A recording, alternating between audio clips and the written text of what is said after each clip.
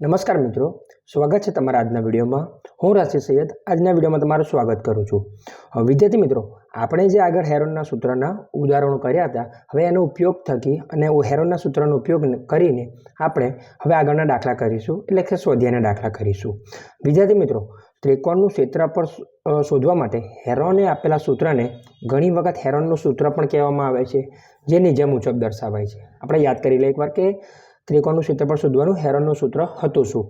તો ત્રિકોણનું ક્ષેત્રફળ બરાબર વર્ગમૂળમાં s કૌંસમાં s માઇનસ a કૌંસમાં s માઇનસ b અને કૌંસમાં s માઇનસ c। હવે જ્યાં આ a b અને c એ શું છે?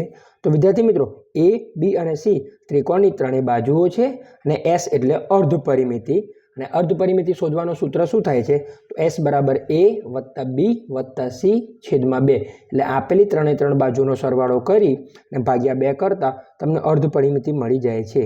હવે આ સૂત્ર આપણે ક્યાં વાપરીશું? તમારા મનમાં એ પણ સવાલ થતો હશે કે આ સૂત્ર જ કેમ વાપરવું જોઈએ? કેમ કે ત્રિકોણનું ક્ષેત્રફળ શોધવાનું જ્યારે સૂત્ર આવે છે ત્યારે આપણે પહેલાંથી શીખતા હતી 1/2 પાયો ગુણ્યા વેધ, આ સૂત્ર આપણે વાપરતા આવતા હતા।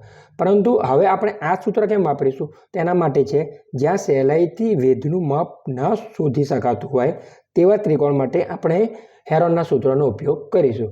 તો વિદ્યાર્થી મિત્રો, ચાલો આપણે શરૂ કરીએ સ્વાધ્યાયનો પહેલો દાખલો। વિદ્યાર્થી મિત્રો, સ્વાધ્યાયના પહેલા દાખલામાં તમે જોઈ શકો છો કે જેની બાજુની લંબાઈ a હોય તેવા સમબાજુ ત્રિકોણ આકારના ટ્રાફિક સિગ્નલમાં પાટિયામાં સ્કૂલ હેડ એમ લખેલ છે। જો પાટિયાનું ક્ષેત્રફળ હેરોનના સૂત્ર પરથી મેળવો જો તેની પરિમિતિ 180 સેમી હોય તો તેનું ક્ષેત્રફળ કેટલું થાય? વિદ્યાર્થી મિત્રો, અહીંયા આપણને આપી દીધું છે કે એક આપણી જોડે ત્રિકોણ આગળ ટ્રાફિક સિગ્નલનું પાટિયું છે જેમાં સ્કૂલ હેડ લખેલું છે। હવે પાટિયામાં આપણને એની પરિમિતિ આપી દીધેલી છે અને આપણે એનું ક્ષેત્રફળ શોધવાનું છે। તો સૌપ્રથમ તો આપણે શું કરીશું? તો અહીંયા લખીશું કે ધારો કે ત્રિકોણ ABC એ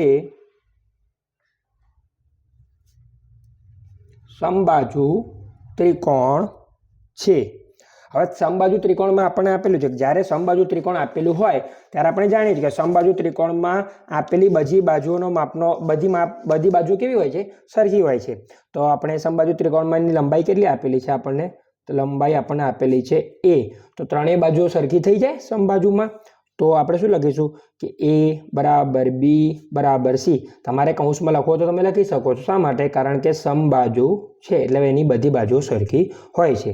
વિદ્યાર્થી મિત્રો, હવે આપણે શું કરીશું? તો આપણે અહીંયા અર્ધ પરિમિતિ શોધીશું। તો અર્ધ પરિમિતિ માટે મેં તમને પહેલાં કીધું કે અર્ધ પરિમિતિ લખાય છે શાથી? તો અર્ધ પરિમિતિ લખાય s થી।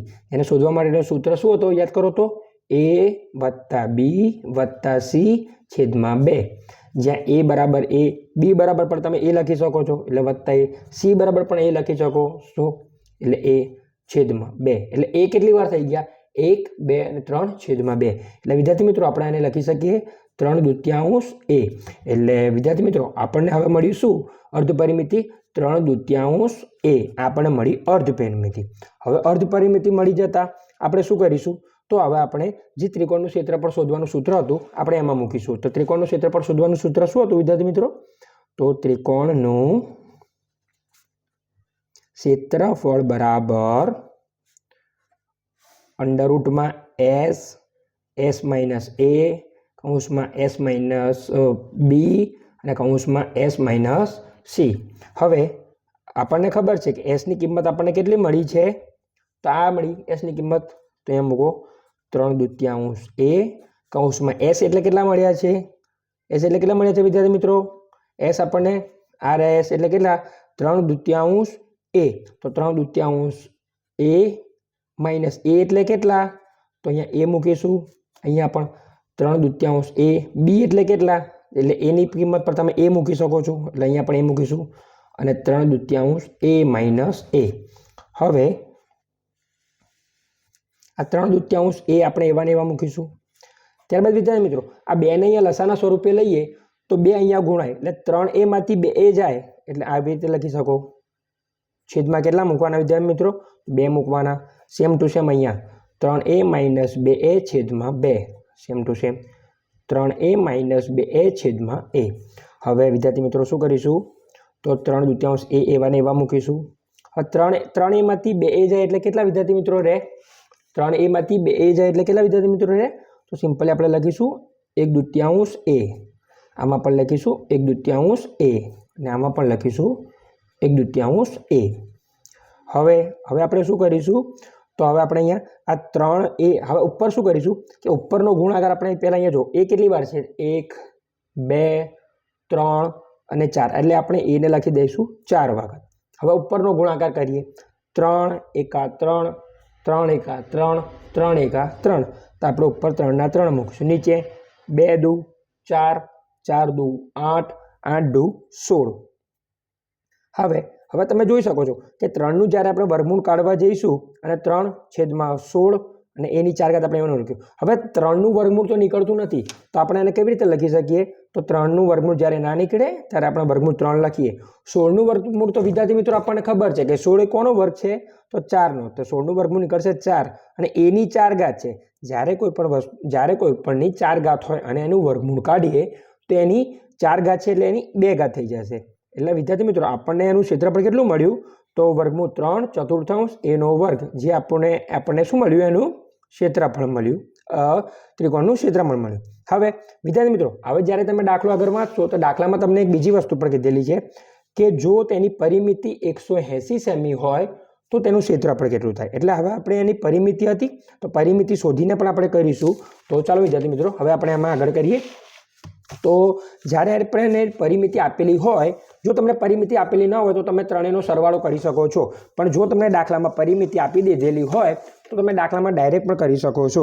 જેમ કે અહીંયા તમને પરિમિતિ આપી દીધેલી હતી તો હું ડાયરેક્ટલી પણ એને લખી શકું છું. તો વિદ્યાર્થી મિત્રો એ આપણને ઇઝીલી રહેશે. તો આપણે લખીએ સમબાજુ ત્રિકોણની, અહીંયા લખીશું સમબાજુ ત્રિકોણની પરિમિતિ 180 છે. સમબાજુ ત્રિકોણની પરિમિતિ 180 છે. તો હવે પરિમિતિ એટલે આપણે ખબર છે કે ત્રિકોણમાં કેટલી બાજુ હોય? 3 બાજુ. તો હવે આપણે કરી શકીએ કે આપણે એકની જો લંબાઈ શોધવી હોય, લંબાઈ બરાબર 180 અને ત્રિકોણમાં કેટલી બાજુ હોય? 3. તો આપણે વિદ્યાર્થી મિત્રો એક બાજુની લંબાઈ કેટલી મળી ગઈ? એક બાજુની લંબાઈ મળી ગઈ આપણને 60 અને ત્રણેય બાજુની લંબાઈનો સરવાળો 180. 180 ભાગ્યા 3 કરીશું એટલે આપણને બાજુની લંબાઈ કેટલી મળી ગઈ? 60. હવે એ જ રીતે આપણે અર્ધ પરિમિતિ શોધવી હોય તો એ આપણે જાણતા હતા કે પરિમિતિ જે આપેલી હોય એને આપણે અડધા કરી દઈએ તો આપણને અર્ધ પરિમિતિ મળી જશે. તો આપણને મળી ગઈ અર્ધ પરિમિતિ, જે આપણી હતી 90. હવે વિદ્યાર્થી મિત્રો અહીંયા જો મેં તમને કીધું કે લંબાઈ સમબાજુ ત્રિકોણમાં લંબાઈ બધી સરખી હોય છે. તો અહીંયા a બરાબર 60 તો b બરાબર પણ 60 અને c બરાબર પણ 60, કેમ કે સમબાજુ ત્રિકોણ છે. અને s તમને મળ્યું કેટલું? 90. વિદ્યાર્થી મિત્રો જ્યારે પણ દાખલા કરતા સમયે જ્યારે તમે આવી રીતે લખશો ત્યારે સામેવાળા જે દાખલો જે જોનાર છે એમને બહુ સારી રીતે સમજણ પડશે કે તમે દાખલામાં શું કરવા માંગો છો. હવે જે આપણું સૂત્ર હતું એમાં સૂત્રમાં આપણે કિંમત મૂકીએ તો ત્રિકોણનું ક્ષેત્રફળ અહીંયા લખીશું આપણે ત્રિકોણનું ક્ષેત્રફળ બરાબર અંડરરૂટમાં s, s minus a, s minus b અને s માઇનસ c. હવે વિદ્યાર્થી મિત્રો શું કરીશું? પાછું s એટલે કેટલા? આ રહ્યા કેટલા છે? 90. તો અહીંયા 90 મૂકો. હવે s એટલે 90, a એટલે કેટલા? 60. અહીંયા 90 માઇનસ 60 અને અહીંયા પણ 90 માઇનસ 60. ઓકે. હવે આ 90 આપણે 90 મૂકીશું. 90માંથી 60 જાય એટલે 30, 90માંથી 60 જાય એટલે 30 અને આ 90માંથી 60 જાય એટલે પણ 30. હવે વિદ્યાર્થી મિત્રો દાખલો એકદમ આપણો ઇઝીલી થઈ જશે. આ 90ના 90 મૂકીશું ગુણ્યા 30 ગુણ્યા 30 કરીશું તો 30 ગુણ્યા 30 આપણને ખબર છે કેટલા થાય છે? તો 900 થાય છે. ગુણ્યા પણ આપણે 30 કરી દઈશું. હવે વિદ્યાર્થી મિત્રો 900નું વર્ગમૂળ તો આપણને ખબર છે કે 900નું જ્યારે વર્ગમૂળ નીકળતું હોય ત્યારે જે એનું વર્ગમૂળ નીકળે એને આપણે બહાર લખી દઈશું. તો 900નું વર્ગમૂળ નીકળે છે 30, એને આપણે બહાર લખીશું. અંદર શું રહ્યું? 90 ગુણ્યા 30. પાછા 30 તો 12 હતા. હા 90 એટલે 30 તારી 90 ગુણ્યા 30. જ્યારે બે વસ્તુ સરખી થઈ જાય એટલે વર્ગના સ્વરૂપમાં થઈ ગયા એટલે આપણે એને પણ બહાર લખી શકીએ છીએ. તો આ 30 તો હતા જ અને આ 30 બહાર આવ્યા એટલે વર્ગમૂળમાં રહ્યા 3. એટલે 30 ગુણ્યા 30 કરશો એટલે તમને વિદ્યાર્થી મળશે 900 વર્ગમૂળ 3 સેમીનો વર્ગ. વિદ્યાર્થી મિત્રો આ તમારો જવાબ. આમ સમબાજુ ત્રિકોણના ટ્રાફિક સિગ્નલમાં પાટિયાનું ક્ષેત્રફળ કેટલું થાય? તમારે લખવું પડે કે અહીંયા પાટિયાનું ક્ષેત્રફળ 900√3 સેમીનો વર્ગ થાય છે.